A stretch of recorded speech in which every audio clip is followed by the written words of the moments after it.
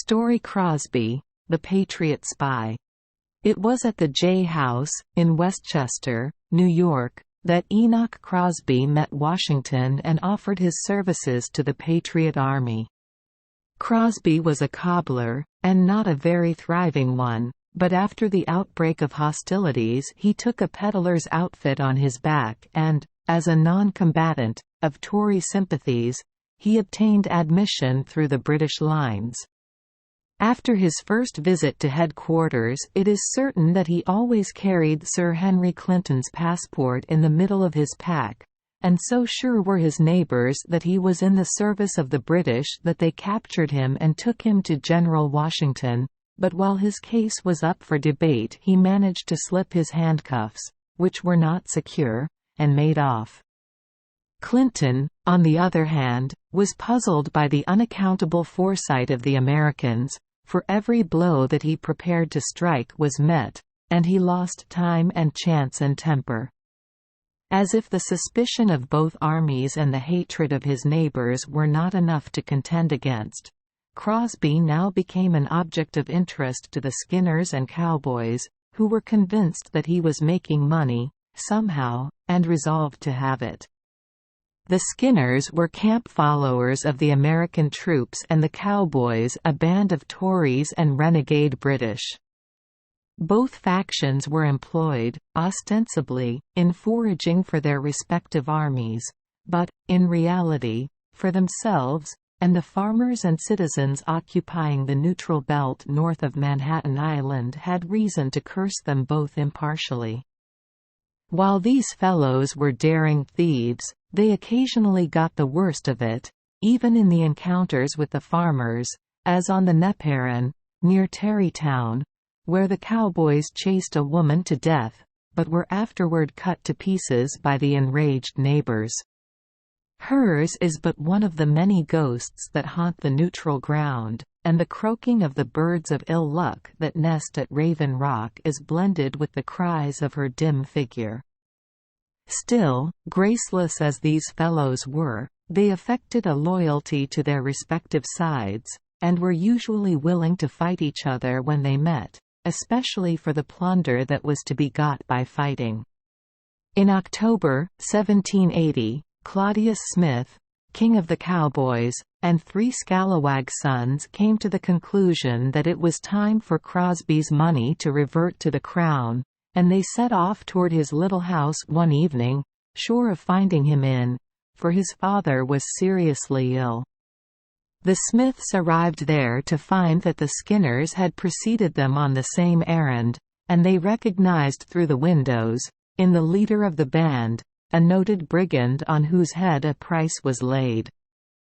He was searching every crack and cranny of the room, while Crosby, stripped to shirt and trousers, stood before the empty fireplace and begged for that night to be left alone with his dying father.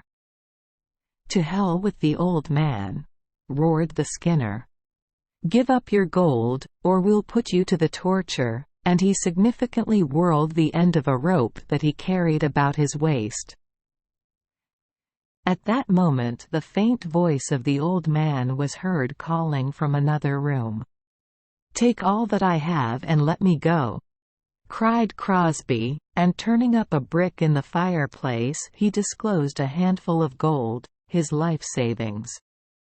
The leader still tried to oppose his exit, but Crosby flung him to the floor and rushed away to his father, while the brigand, deeming it well to delay rising, dug his fingers into the hollow and began to extract the sovereigns.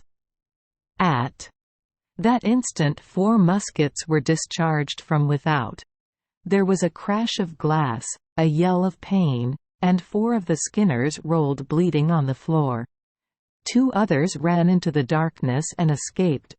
Their leader, trying to follow, was met at the threshold by the Smiths, who clutched the gold out of his hand and pinioned his elbows in a twinkling.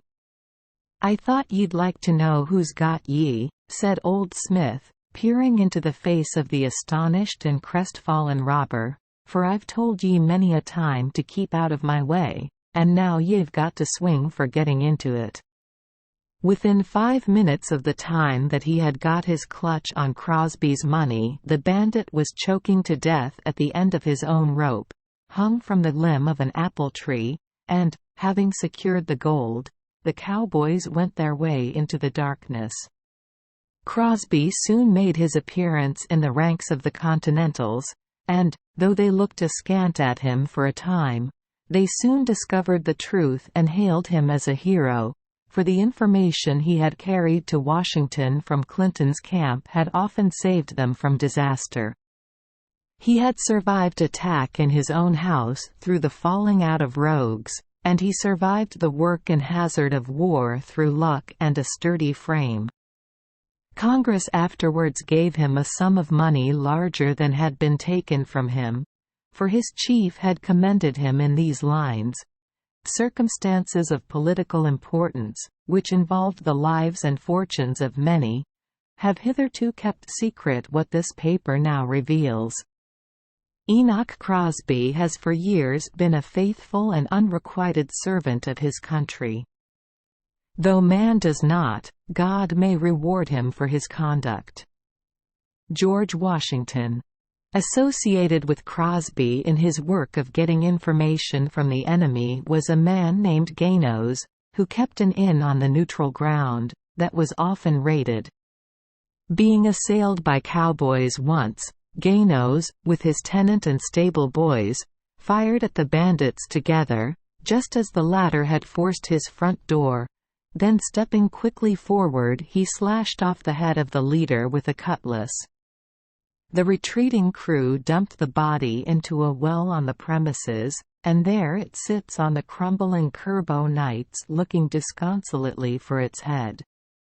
It may also be mentioned that the Skinners had a chance to revenge themselves on the cowboys for their defeat at the Crosby house. They fell upon the latter at the tent-shaped cave in Yonkers. It is called Washington's Cave, because the general napped there on bivouac, and not only routed them, but secured so much of their treasure that they were able to be honest for several years after. Thank you for joining us for today's fairy tale. We hope these stories bring joy and meaning to your day. If you love our channel, please hit the subscribe button so you won't miss any exciting tales. Wishing you a good night and sweet dreams. See you in the next story.